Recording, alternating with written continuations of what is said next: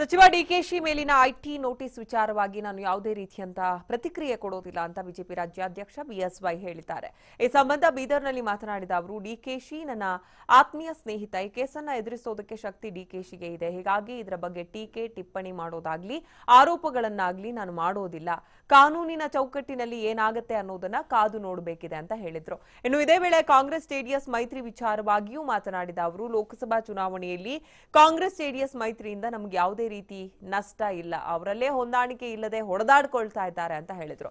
Operation ಕಮಲ ವಿಚಾರವಾಗಿಯೂ ಮಾತನಾಡಿದ BSY, ನಮ್ಮಿಂದ ಸರ್ಕಾರಕ್ಕೆ ಯಾವುದೇ ರೀತಿಯ ತೊಂದರೆ ಇಲ್ಲ ಅಂತ ಪ್ರತಿಕ್ರಿಯಿಸಿದ್ರು. ಸತ್ಯಾಂಶ ಇಲ್ಲ, ಅದ್ರ ಪಾಡು ತನಿಖೆ ಆಗುತ್ತೆ ಸರ್. ಈಗ 10 ವರ್ಷದಲ್ಲಿ 230 ಪಟ್ಟು ಅವರ ಆಸ್ತಿ ದುಪ್ಪಟ್ಟಾಗಿದೆ ಸರ್. ಅಲ್ಲ, ನಾನು ಅಫಿಡೇವಿಟ್ ಅಲ್ಲಿ ಅವರು ಕ್ಲಿಯರ್ ಆಗಿ ಇದು ಮಾಡಿಲ್ಲ ಸರ್. ಅಲ್ಲ, ನಾನು ಡಿ.ಕೆ. ಶಿವಕುಮಾರ್ ನನ್ನ ಆತ್ಮೀಯ ಸ್ನೇಹಿತರು.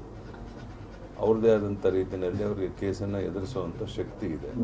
ಸೊ ಅದ್ರ ಬಗ್ಗೆ ಅವರು ಕೇಸನ್ನು ಎದುರಿಸ್ತಾರೆ. ನಾನು ಆ ಬಗ್ಗೆ ಯಾವುದೇ ಟೀಕೆ ಟಿಪ್ಪಣಿಗಳು ಮಾಡೋದು, ಆರೋಪ ಮಾಡೋದನ್ನ ಮಾಡೋಕ್ಕೆ ಇಷ್ಟಪಡೋದು. ತಾಯಿ ಮಗಳ ಮೇಗೂ ಆರೋಪ ಬಂದಿದೆ ಸರ್. ಈಗ ನಾನು ಯಾವುದೇ ಚರ್ಚೆ ಮಾಡೋಕ್ಕೆ ಇಷ್ಟಪಡೋದು.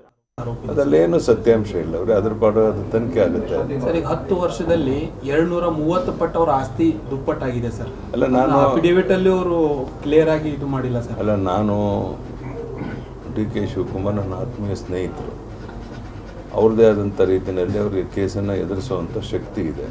ಸೊ ಅದ್ರ ಬಗ್ಗೆ ಅವರು ಕೇಸನ್ನು ಎದುರಿಸ್ತಾರೆ. ನಾನು ಆ ಬಗ್ಗೆ ಯಾವುದೇ ಟೀಕೆ ಟಿಪ್ಪಣಿಗಳು ಮಾಡೋದು, ಆರೋಪ ಮಾಡೋದನ್ನ ಮಾಡೋಕ್ಕೆ ಇಷ್ಟಪಡೋದು. ತಾಯಿ ಮಗಳ ಮೇಗೂ ಆರೋಪ ಬಂದಿದೆ ಸರ್. ಈಗ ನಾನು ಯಾವುದೇ ಚರ್ಚೆ ಮಾಡೋಕ್ಕೆ ಇಷ್ಟಪಡೋದು.